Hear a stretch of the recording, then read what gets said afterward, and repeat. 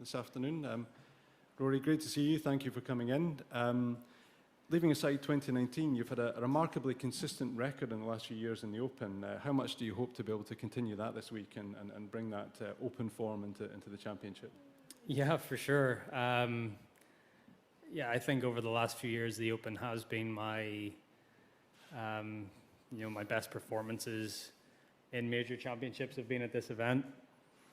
Had a really good chance to, had a good chance to at least put some pressure on Francesco at Carnoustie in 18. Ended up didn't birdie the last there, but it's been good. It's even though I've sort of grown up on links courses and played a lot of links golf, it's still when you turn professional, 90%, 95% of the golf you play isn't this style of golf, so you always have to adjust a little bit.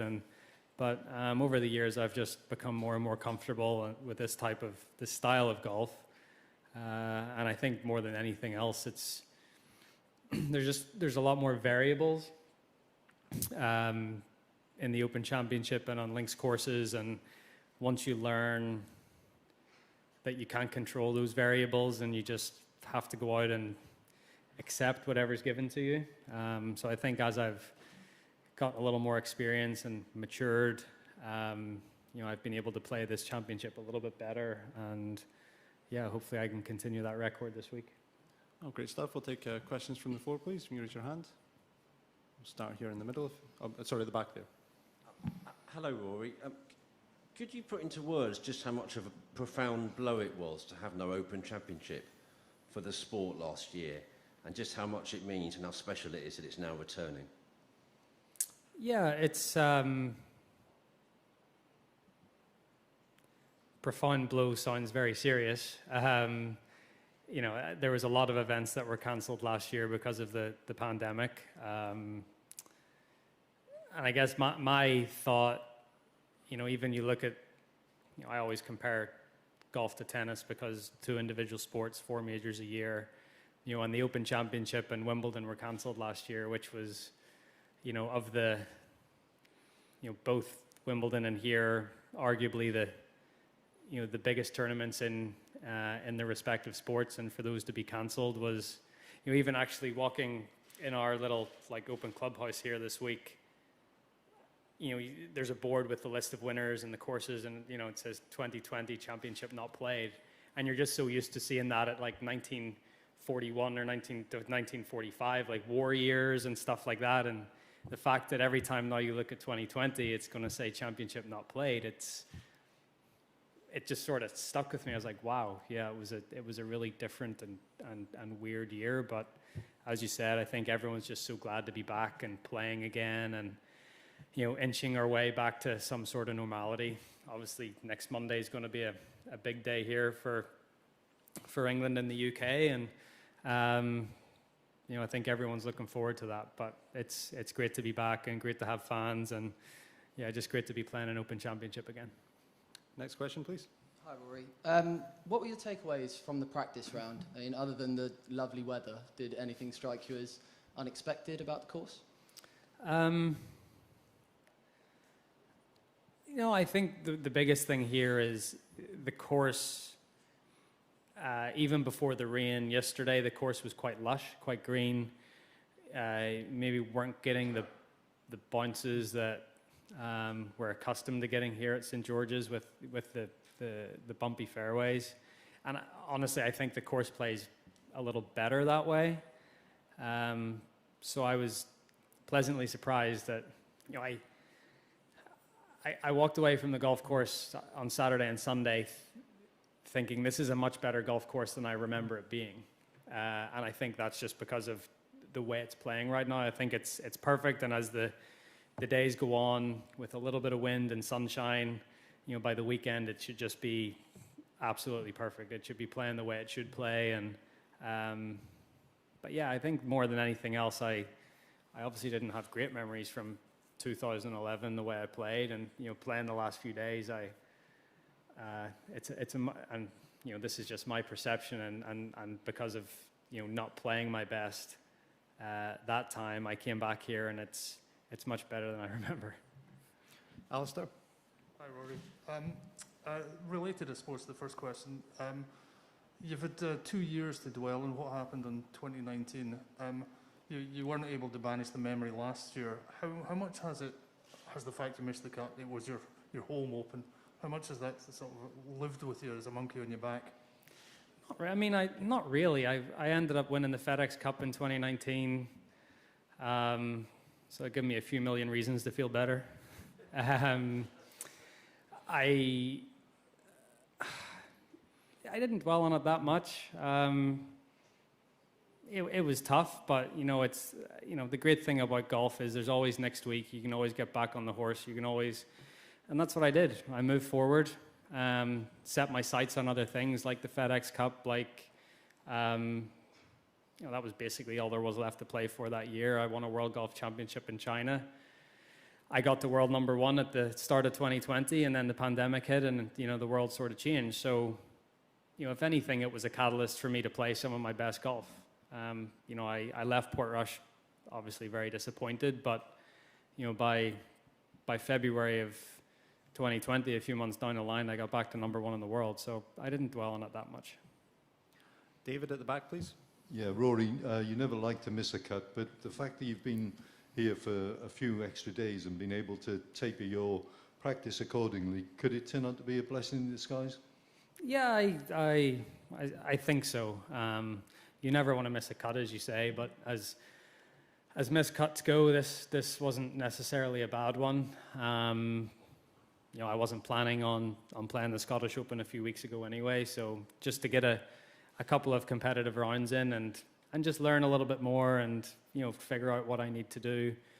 It would have been great to stay and play an extra couple of days in Scotland, but to be down here and get a few holes in on Saturday, play a full round on Sunday, felt like I got a bit of a head start on the rest of the field, which feels good. It means now that I didn't even play any holes yesterday. I played 11 today. I'm probably going to go out early tomorrow and play 18, but I just meant that I can take it a bit easier the next couple of days, not feel like I'm trying to cram all the preparation in. Okay, we're going to take one question now and then move to Zoom, but we'll try to come back. So next question in the middle, please. Hey, Roy, given the swing changes, obviously Charlotte was such a huge step, but it's been kind of uneven since. Where do you feel like you are on the process of getting to where you want to be ball striking wise? Yeah, I feel good. I've hit the ball really good in practice the last few days. Feel like I figured something out on Sunday here, which has been really good, and hit the ball great on the range yesterday, but I hit the ball well today on the course, and it's hard. You're thinking of swing so much, and it's really about trying to get that blend of getting your mechanics right, but then also letting your athletic ability and your instinct shine through as well. So it's just trying to get that balance, and as I said, I feel like I figured something out on Sunday, and I feel good with it, and I feel good about where I am going into the week. Okay, we'll hand over to Zoom for a moment. Liv, I think you have some questions. Yeah, thank you, Mike. And our next question is from Kevin, please.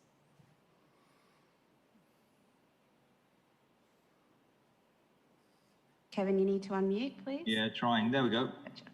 Done. Rory, an interesting stat that I uncovered, that on 3 occasions in the last sequence of missed cuts, you have bounced back on 3 times. So of the last 9 times you missed the cut, on 3 occasions, coming out straight out the box, you won. I just wondered if there's anything going on there in terms of motivational or psychological that puts you in a better place, or are you fighting harder, or is it just a chance statistic? No, I certainly don't think it's a chance statistic. It's look, I think in golf you always learn more about your game when you've missed a cut or struggled or not played as well. I think, anyone can play well, anyone can hit the ball great and, give themselves chances to win. Not anyone, but, a lot of people can. But you just learn more. I I've always learnt more from disappointments and from not doing as well. But I've always tried to learn. I've always tried to figure out, okay, why did this week not go so well? And then, then you give yourself a couple of thoughts and they're fresh in your mind going into the next week. And that's why I always say in golf, there's always next week. And that's a great thing because, you can right some wrongs pretty quickly. And I've been able to do that in the past. I missed the cut at Memorial a couple of years ago, went on and won the Canadian Open the next week. Missed the cut at, where'd I miss the cut? The Masters, and then went and my next start was Quail Hollow and I won. So I think golf always just gives you another opportunity to go out and play well and to see if you've learned from your mistakes. And I've always made it a priority in my career to really try to learn from my mistakes, all the way back to what happened at Augusta in 11 and going and winning the US Open the next major. I mean, I had a few things fresh in my mind for a couple of months there, and I made sure if I ever got myself in a position like that again, I wasn't going to make the same mistakes. Thanks. And our next question is from Brian, please. Yeah, hi Rory. You had a very good US Open. I'm just wondering, would you be happy to play the same as you did in that event this week? Or was there something about that performance you feel you need to improve on to give yourself another chance this week? I think if I played like I did at the US Open, I'd take my chances. But I feel like I can play better. Look, geez, if I'm, of course, sitting here today, if I'm tied for the lead with 9 holes to go on Sunday, I'd obviously take it and take my chances. But I still feel like I can play better than that. Great, thank you. And our next question is from Frederick. Yes, hi Rory. I was just listening to a podcast about the Ryder Cup, and Victor Hovland said you were able to have a chat during the memorial a couple of weeks ago. I was wondering if you recall what you talked about, and also how you see him fitting into a European side. Yeah, Victor is going to be he's going to be an instrumental player for the European team for a long time to come. I've been really impressed with him and how he's played. Even I played a practice round with him at Pebble Beach in 2019, and he was still an amateur then. And what he's done already as a pro, it's really, really impressive. And yeah, he's obviously a great young player. He's 20, whatever he is, 23, 24. He's got a really bright future, and that's, yeah, I mean, having someone like him on the European team can only help. And he's used to playing in the States. Obviously a great college career, plays most of his golf on the PGA Tour, so it's not as if he's going to get overwhelmed by anything over there during the Ryder Cup. So I can't remember the conversation that we had, but I probably told him if he was trying to choose a partner, I'd put my hand up and like to guide him around. But yeah, I'm looking forward to teaming up with him in September. Thanks. We'll close with a question from Bob briefly, please. Hey, Rory. The notion that you can hit a perfect drive here and not be rewarded, I'm just curious, is there a place on every hole where you can hit it and know where to hit it so that doesn't happen? Or are you just better off taking your chances and hitting it down there and seeing what happens? Yeah, I mean, it's not as if every hole's like that. There's a few holes where you might hit a good drive, but I think, as I was alluding to earlier, with how the golf course is playing right now, you're not going to get these huge bounces where it goes into the long, thick rough. It might go into the first cut, but you can still control your ball from there. So it's certainly not as penal or unfair as it has been in previous years. 2011 was a little bit like that, but looking back to 03, for example, it looked really burnt and crispy then, and it looked like a bit of a pinball machine out there. So, but that's not going to be the case this week. It's a lot more lush. It's a lot more green. And I think the biggest thing this week is if you do hit it offline, you've got some really thick, juicy rough on either side of the fairway, which you just have to avoid. Well, Rory, thanks as ever for your time, and very best of luck this week. Thank you. Thank you.